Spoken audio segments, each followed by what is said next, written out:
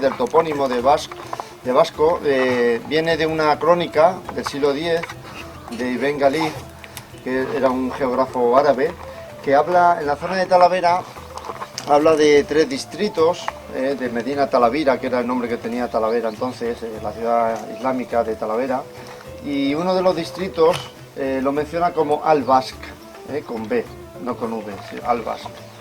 Es precisamente el topónimo que daría lugar a lo que nosotros conocemos luego en romanceado, en el castellano nuestro, como vascos, ¿no?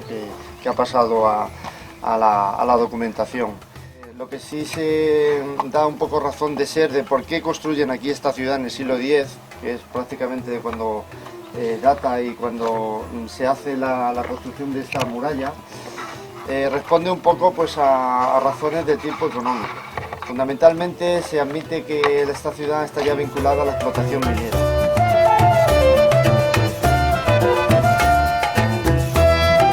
Es colocar la cara más longitudinal, más larga al exterior y trabarla con otra pieza que sería con la cara más corta.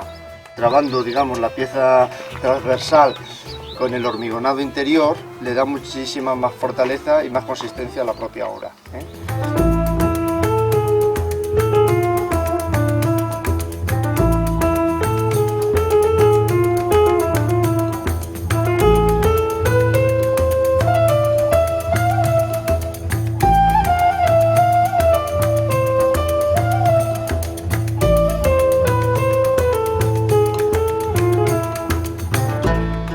Dan más importancia a lo que son los ámbitos privados que a las calles públicas o a los ámbitos públicos. Por eso normalmente encontraréis que las ciudades islámicas y las ciudades hispano-musulmanas pues tienen así como un trazado como un poco caótico, ¿no? Porque no están las calles ni muy rectas y hay siempre recovecos, hay callejones sin salidas que se llaman adarves, hay normalmente ausencia de plazas así muy abiertas, sino pequeños donde se juntaban 2 o 3 calles, pues hacen ensanches pero no demasiado grandes. Pero eso no quita que, por ejemplo, como en este caso, aquí en Vascos lo que hacen es determinadas calles las van a acondicionar, que como veis están retallando, han picado incluso la propia roca natural para hacer una especie de avenida.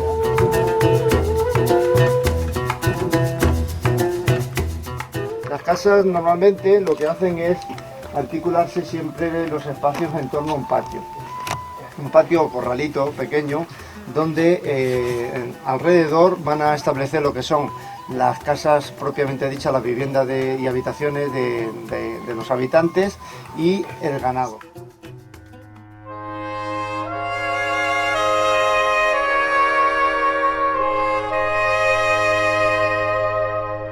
Como veis, esta mezquita estaba la cubierta sustentada por estas hiladas de columnas que veis aquí, al estilo de salvando la distancia, como la mezquita de Córdoba o cualquier mezquita que encontremos en una ciudad hispano-musulmana. Veis que aparte del muro ciclópeo de piedra de la base, que era de piedra, el resto está recrecido con tapial. Esto es tierra totalmente compactada, de barro, del terreno. Entonces, luego esto se cubría posiblemente con pinturas, casi con toda seguridad estaría cubierto todo el recinto con pinturas, en revocos. Y aquí vemos el recinto del mihrab, está la qibla, el recinto ese que os decía que está siempre orientado hacia la Meca.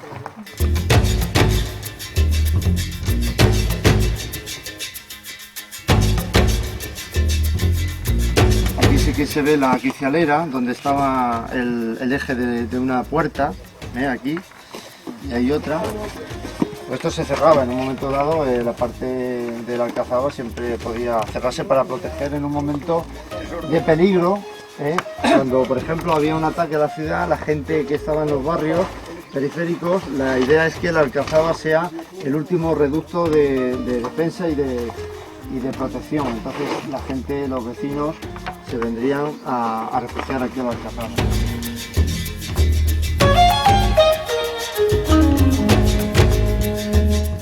Tienen normalmente esas estancias que suelen ser trojes también para el grano y para la conservación de alimentos y de enseres.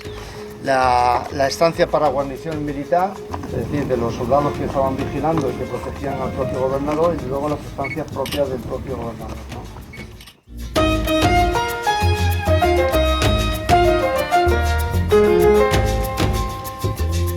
En este caso los árabes lo que utilizaban era una especie de sauna, que es esta que veis aquí, que por eso tenían dos bóvedas. Esta se conserva, en esta ya se ha perdido, esta sería la sala templada, y esta que veis aquí cubierta es donde echaban, se calentaba el propio suelo, y luego echando agua, con el propio vapor se creaba la propia atmósfera de sauna, ¿no?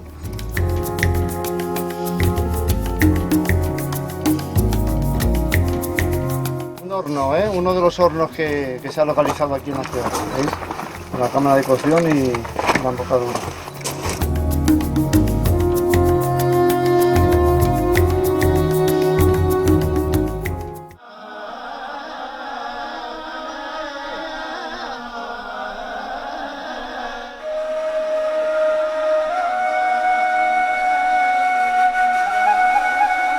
Muy concreto, que además está prescrito por la teología del Corán, del más allá, y que indica que se deben enterrar en tierra virgen, preferiblemente. Entonces los cementerios que ellos habilitan, o los terrenos, tienen que ser terrenos que no estén contaminados con otros enterramientos anteriores, o preferiblemente, o que no haya habido ni casa, ni habitación, etcétera, ni restos de otro poblamiento, podríamos decir. El ritual siempre indica que se entierren sobre el lateral derecho y con la cabeza orientada hacia el sureste, y mirando preferiblemente con la cara, el rostro también girado hacia esa misma posición.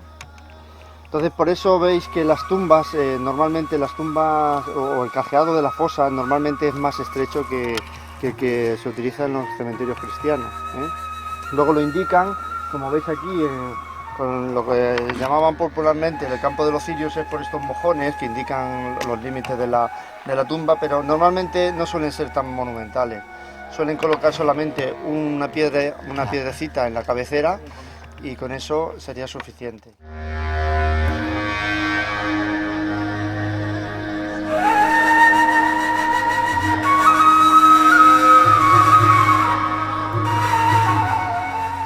De lo que se llama la cultura megalítica, que es una cultura que en la península ibérica pues más o menos está presente en torno al cuarto o tercer milenio antes de Cristo. Estos son dos milenios un poco diferentes de cámara y corredor, se llama, ¿no? El corredor, que era el pasillo, también estaba flanqueado por piedras. Cada una de estas piedras se llaman ortostatos porque están colocadas de forma vertical, y tienen una funcionalidad fundamentalmente funeraria y ritual, no solamente servían como tumbas, es decir, lo normal es que aquí se enterraran, es un enterramiento colectivo. Sabemos que tiene un carácter ritual y religioso porque, si os dais cuenta, tiene dos círculos de piedra, hay uno interior y otro exterior. Se utilizaban entonces estos pasillos intermedios para hacer algún ritual religioso, simbólico, relacionado también con el más allá, con la muerte.